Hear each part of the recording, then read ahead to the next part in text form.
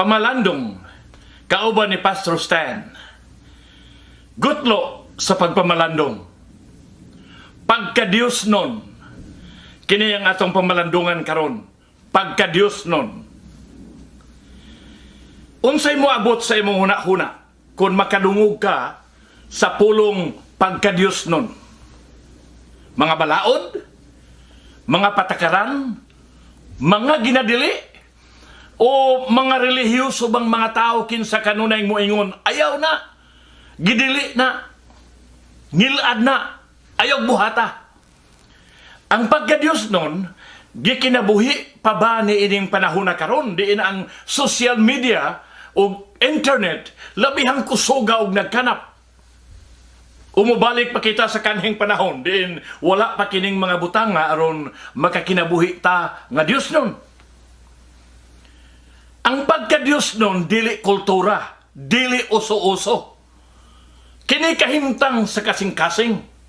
Ang pagka-Diyos nun, dili diha sa pamarog o sa hitsura. Dili kung unsang sakyanana ang imong gimaniho o asang dapita ka magpuyo.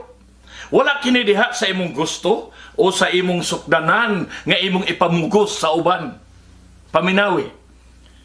Ang tao nagatanaw sa panagway, sa gawas. Apan si Hiyuba nagatanaw sa kasing-kasing.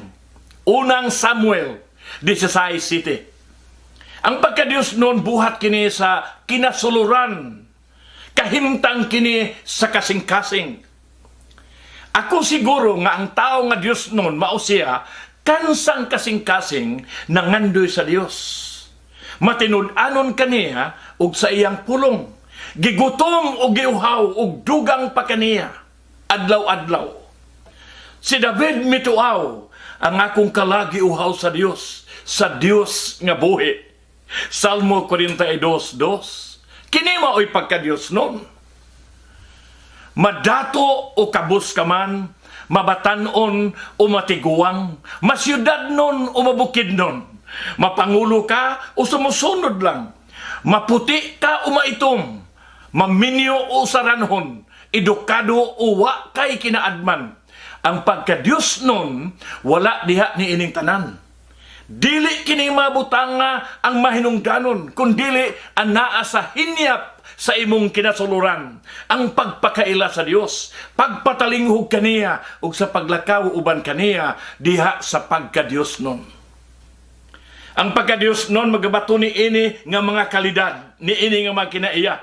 Pipila sa mga kalidad sa pagka-Diyos nun mao kining mga musunod. Magapangita sa Dios sa makanunayon nga paagi.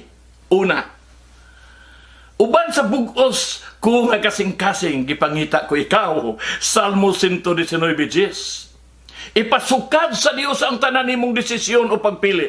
Sa imong mga plano, sa imong pagpaningkamot o pagpakigbisog, ug bisan sa imong mga kalingawan. Ikaduha nga kalidad o kinaiya sa pagka-Diyos nun, magatipig sa iyang mga pulong diha sa iyang kasing-kasing. Ang akong kasing-kasing, sa akong kasing-kasing, ginatipigan ko ang imong mga pulong, aron dili ako makasala bato kanimo. Salmo 119:11.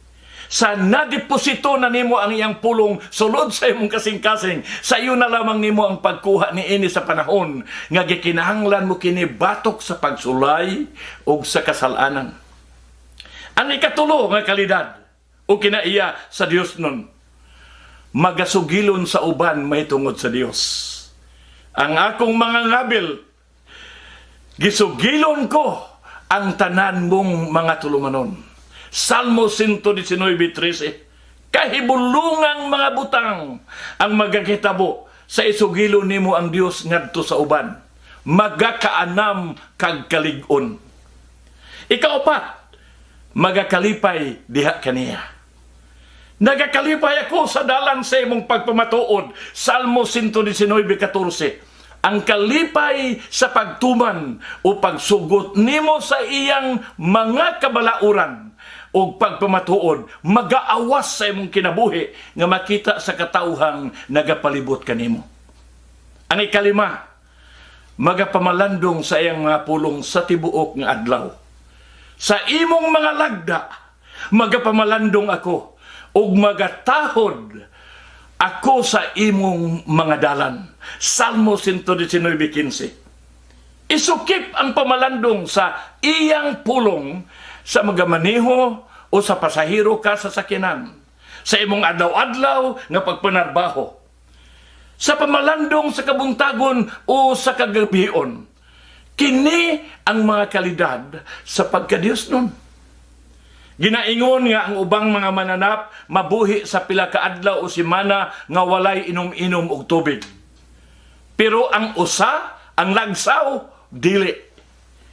Kinahanglan siyang moinom gikan sa kasapaan adlaw-adlaw. Ingon nga ang lagsaw nangandoy sa pagpangita sa tubig sa kasapaan. Mausab ang akong kalag nangandoy sa pagpangita kanimo o Dios. Salmo 42:1. Ang pagka-Diyos nun, mao ang pagka mapainubsanon sa kagalingon. Aron nga si Jesus maunay maanaa sa kinataliwad-an sa imong kinabuhi. Ang walay mansa nga si Jesus, mao ang ehemplo sa pagka-Diyos nun. Ang pagka-Diyos nun sa yano, nagkahulugan og pagkahisama kan Kristo. Pagkahisama kan Kristo. Pamalandungi. Magampo ta. Ginoong Hesus, salamat ni ini nga pagpamalandong karon. Akong itugyan karon ang akong kaugalingon kanimo, akong kinabuhi, akong kalag, akong espiritu, ang tanan nga ani akanako ug akong nabatunan.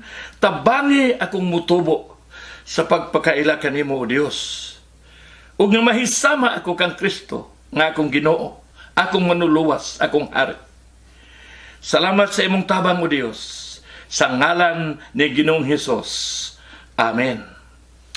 Ang Dios magapanalangin kanimo ug kanatong tanan sa madagayaon gayud karon ug sa umaabot pa. Pag ayo-ayo.